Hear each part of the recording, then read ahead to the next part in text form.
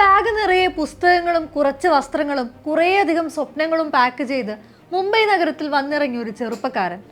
അയാളുടെ പക്കൽ ആകെ ഉണ്ടായിരുന്ന 5000 രൂപ ആ നഗരത്തിൽ കഴിച്ചു കൂട്ടാൻ തികയുന്നതായിരുന്നില്ല. 3 മാസം നിർത്താതെ പെയ്ത മഴയിൽ താമസിക്കാൻ ഒരു വീട് പോലും കിട്ടാതെ കടത്തിണ്ണകളിലും തെരുവുകളിലും അയാൾ കിടന്നുറങ്ങി. അന്ന് ബോളിവുഡിന്റെ സിനിമാ കേന്ദ്രമായിരുന്ന പൃഥ്വി തിയേറ്ററിൽ എങ്ങനെയെങ്കിലും കയറിപ്പറ്റുക എന്നത് മാത്രമായിരുന്നു അയാളുടെ ലക്ഷ്യം. അതിനായി തിയേറ്ററിലെ റെസ്റ്റോറൻറ്റിൽ വെയിറ്ററായി ജോലിക്ക് കയറി. നിങ്ങൾ എനിക്ക് സാലറി ഒന്നും തരണ്ട, എന്നെ ഒന്ന് ജോലിക്ക് എടുത്താൽ മതി, ഒഴിവു സമയങ്ങളിൽ തിയേറ്ററിനകത്തേക്ക് കയറാനുള്ള അനുവാദവും. അങ്ങനെ തിയേറ്ററിൽ പ്രവേശനം ലഭിച്ച 21കാരൻ അവിടുത്തെ തൂപ്പ് മുതൽ ആർട്ടിസ്റ്റുകൾക്ക് ഡയലോഗുകൾ വായിച്ചു നൽകുന്ന പണി വരെയും ചെയ്തു. പതിയെ എഴുത്തിലേക്ക് കടന്ന അയാൾ ദിവസവും 100 കണക്കിന് പേജുകൾ എഴുതി നൽകി. ആ ഇടയ്ക്കാണ് ഇന്ത്യയിൽ ടെലി സീരീസുകൾ സജീവമാകുന്നത്. ടെക്നിക്കലി റിച്ച് ആയിരുന്നെങ്കിലും അവർക്ക് നീളൻ എപ്പിസോഡുകൾ എങ്ങനെ നിർമ്മിക്കണമെന്ന ഐഡിയ ഉണ്ടായിരുന്നില്ല. സൗജന്യമായി ഹിന്ദി സ്ക്രിപ്റ്റുകൾ എഴുതുന്ന ഒരു പയ്യൻ പൃഥ്വിയിലുണ്ടെന്ന് നിർമ്മാതാക്കൾ അറിയുകയും അവനെ തിരക്കഥ എഴുതാൻ നിയമിക്കുകയും ചെയ്തു. 22-ാം വയസ്സിൽ മാസം ലക്ഷങ്ങൾ പ്രതിഫലം വാങ്ങുന്ന എഴുത്തുകാരനായി അയാൾ. പക്ഷേ വിക്ടോറിയ ഡിസിക്കെയുടെ ബൈസിക്കിൾ തീവ്സ് കണ്ട സംവിധായകനാവാൻ ഇറങ്ങി തിരിച്ച അയാൾക്ക് പണത്തേക്കാൾ ആവശ്യം സ്വപ്നം കണ്ട സിനിമയായിരുന്നു. ബോളിവുഡിലെ പരീക്ഷണ ചിത്രങ്ങളുടെ മുഖ്യ വക്താക്കളിൽ ഒരാൾ കൂടിയായിരുന്ന രാം ഗോപാൽ വർമ്മ തന്റെ തിരക്കഥ എഴുതാൻ മാസം 10000 രൂപയ്ക്ക് വന്ന് വിളിച്ചപ്പോൾ സർവവും വഴിയിൽ ഉപേക്ഷിച്ച് അയാൾ തന്റെ മോഹങ്ങൾക്ക് പുറകെ ഇറങ്ങിപ്പോയി. ബോളിവുഡിന്റെ സ്ഥിരം ശൈലികളെ തച്ചുടച്ചു മാറ്റുന്ന ലോക സിനിമയ്ക്ക് മുമ്പിൽ അത്ഭുതങ്ങൾ സമ്മാനിക്കുന്ന ഒരു കലാകാരൻ അവിടെ ജനിക്കുകയായിരുന്നു, അനുരാഗ് കശ്യപ്.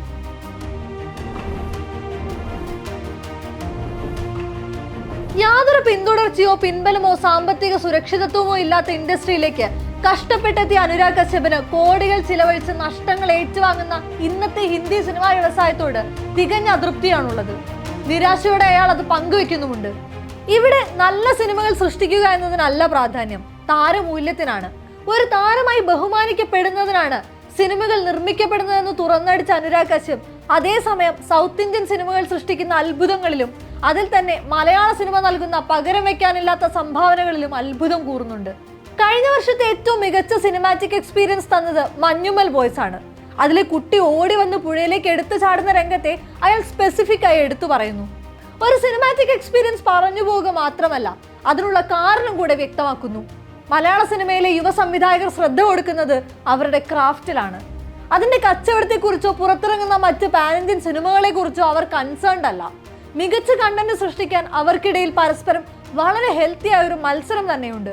അവരോടത് ആരും പറയുന്നതല്ല, എന്തെങ്കിലും നേടാനായി അവർ ചെയ്യുന്നതുമല്ല, അതവർക്ക് ചെയ്യണമെന്ന ആഗ്രഹം ഉള്ളിലുള്ളത് കൊണ്ടാണ്. കഴിഞ്ഞ കുറച്ച് വർഷങ്ങളായി പരാജയങ്ങളിൽ നിന്നും പരാജയങ്ങളിലേക്ക് കുതിക്കുന്ന ഹിന്ദി സിനിമ അക്ഷരാർത്ഥത്തിൽ അർഹിക്കുന്ന വിമർശനങ്ങളാണ് അനുരാഗ് കശ്യപ് പങ്കുവെക്കുന്നത്.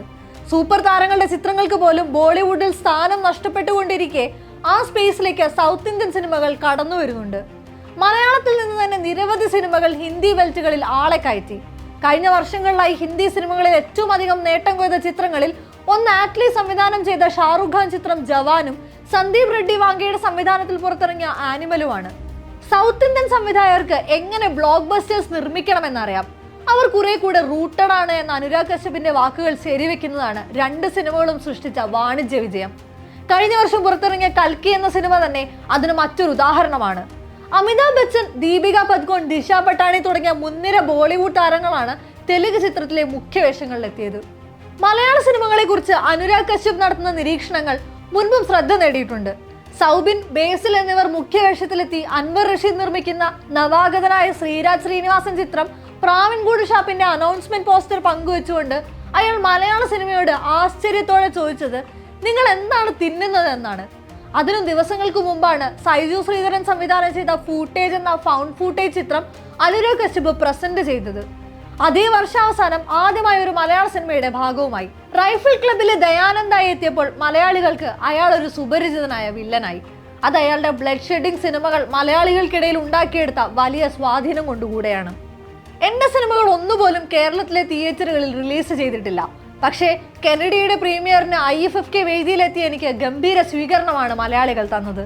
അവർ എൻ്റെ സിനിമകൾ തേടിപ്പിടിച്ച് കണ്ടിട്ടുണ്ട്. അവർക്ക് അതിനെക്കുറിച്ച് ചോദ്യങ്ങളുണ്ട്.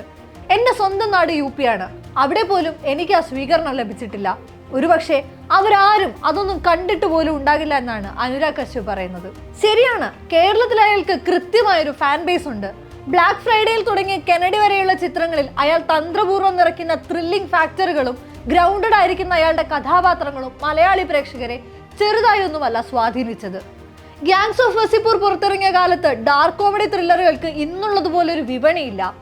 ഗ്യാങ്സ് ഓഫ് വസിപ്പൂരിന്റെ രണ്ടാം ഭാഗം അയാളുടെ ഡയറക്ടറിലെ കൊമേഴ്ഷ്യൽ മൂല്യം കൂടിയാണ് തെളിയിച്ചത്. സ്റ്റൈലിഷ് പ്രസന്റേഷനും അതിനുള്ളിലൂടെ പറഞ്ഞു പോകുന്ന സാമൂഹിക യാഥാർത്ഥ്യങ്ങളും അയാളുടെ വയലൻസിന് ആഴം കൂട്ടി. അഗ്ലി എന്ന ചിത്രം ഇന്നും കാഴ്ചക്കാരിൽ അവസാനിപ്പിക്കുന്ന തരിപ്പിക്കുന്ന ഒരു നിസ്സഹായതയുണ്ട്. ഗുലാലും ബ്ലാക്ക് ഫ്രൈഡേയും നൽകുന്ന ചില ഇൻസൈറ്റുകളുണ്ട്. അതിനെല്ലാം പുറമെ അയാളുടെ ത്രില്ലർ സിനിമകളുടെ മേക്കിംഗ് നൽകുന്ന ഒരു സ്വാഗ് ഉണ്ട്.